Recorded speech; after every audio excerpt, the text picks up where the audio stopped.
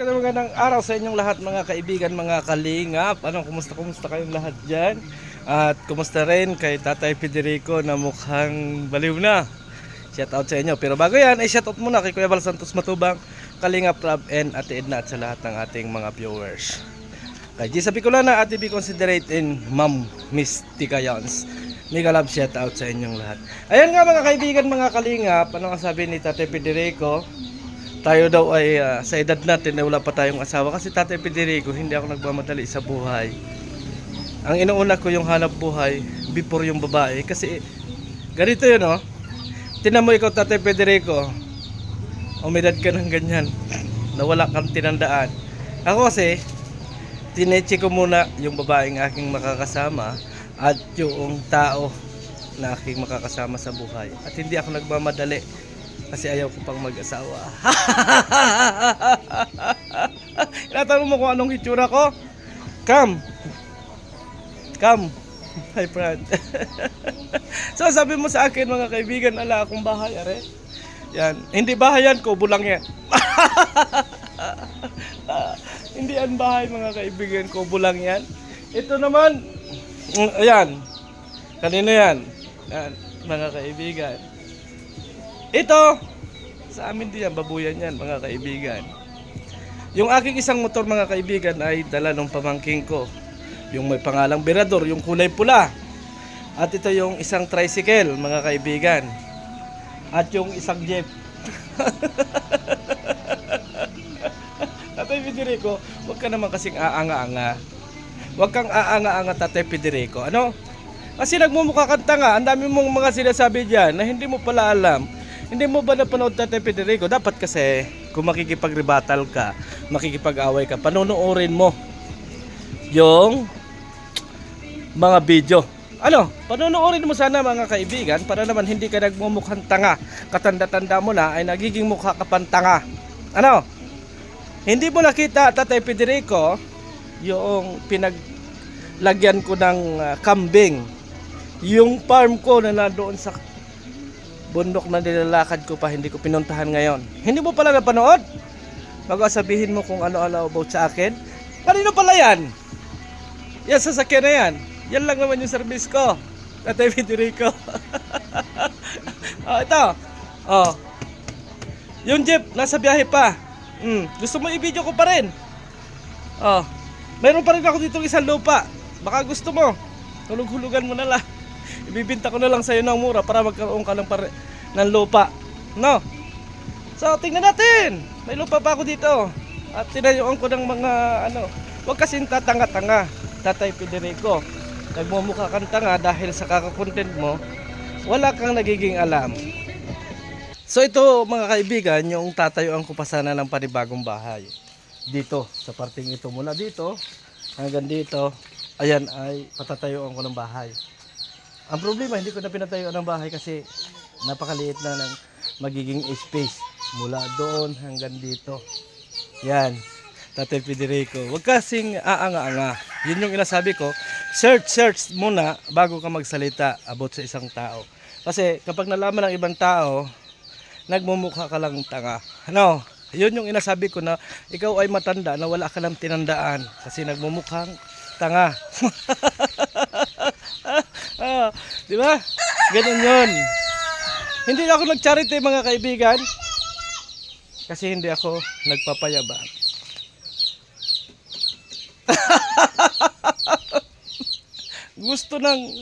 Gusto nila kumuha ng hulugan ng motor pero ibinili ko ng motor.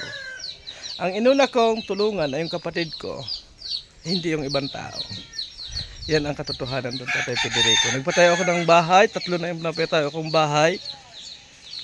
Pero nilayasan din nila.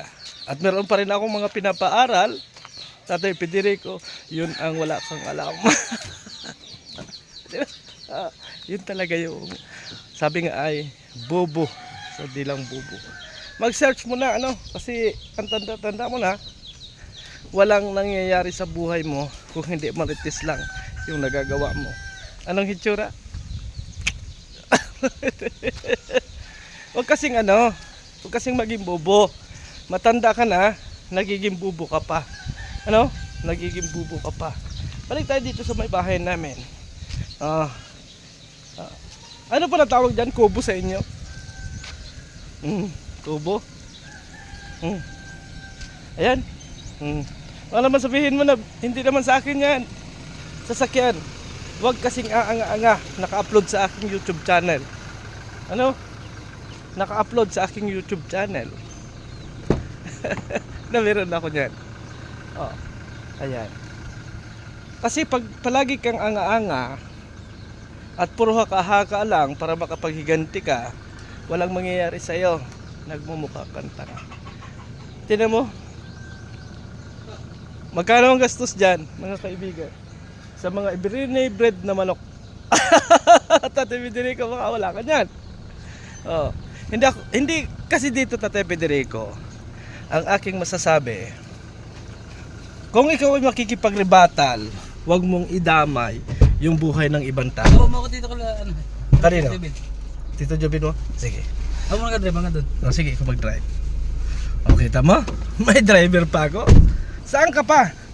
Tatay Federico. Ikaw ba? Ano bang ina-drive mo dyan? Kasi ganito, huwag ka kasing ribatal ng ribatal kung ang gustong mong maganti ay yung hanap buhay ng iba. Ano? Kasi wala kang alam. Huwag mong idamay kasi alam mo na sa puso mo na tumanda kang tanga. Tumanda kang tanga. Kaya ganyan yung nangyayari. Inire-rebattle mo lang ay yung mga personal. Ano? Sabihin mo naman sa akin na kaya ikaw ay pinersonal mo ako dito sa aking mga hanap buhay at sa kung ano-ano dahil sinabihan kitang tanga. Talaga ka naman tanga. Kasi nga hindi ka nagse-search. Ano? Kaya ikaw ay tanga-tanga, matandang tanga. Seatbelt. Ako pala. Yun ang katotohanan doon. Ano sabi mo? Palamunin tayo sa diet. Alam mo, dito sa amin, hindi ako nagtatrabaho. Dito sa amin, lagi akong nakaungkot. Kasi yung gagawin ko ay ginagawa na ng ibang tao. Pero sa diet, doon ko na-realize na mas magandang magpapawis at makakatulong din kay Kuya Bal Santos Matubang. Kaya nag-i-stay ako doon. Alam ka namang magtapas ako ng niyog dito. Paano na yung magtatapas namin ng niyog? Alam ka namang mangawit kami ng niyog. Ay paano naman yung mangangawit namin? Inalsal pa rin namin ang trabaho. Hindi ganun ako kasakim, Tatay Federico. Mag-alaga kami ng manok. Ay paano naman yung mag-aalaga namin ng manok? At di ba tay? Yun. Kaya tay, ang bayo ko lang sa'yo, wag palaging letter T. Ano?